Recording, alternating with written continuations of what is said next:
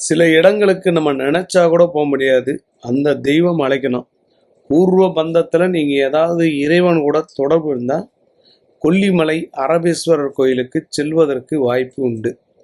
நிறைய மக்கள் இந்த இடத்துக்கு வந்து இந்த தெய்வத்தை வணங்கிட்டு போனால் தன்னுடைய ஆயுள் காலத்தில் ஒரு புண்ணியம் கிடைப்பதாக நம்புகிறாங்க. எப்பவுமே பிரதிபலனை எதிர்பார்த்து வரவே வராதிங்க. வந்து கும்பிட்டு போங்க. ஏதாவது ஒரு சின்ன சேஞ்சஸ் காட்ட ஆரம்பிச்சிடும்.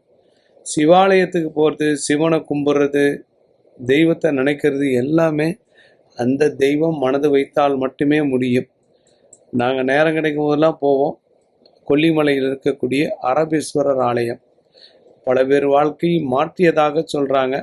சித்தர்கள் வாழ்ந்த பூமியில் உங்களுடைய கால் பாதம் பட்டா கூட ஒரு வகையான யோகம் என்று சொல்லப்படுகிறது.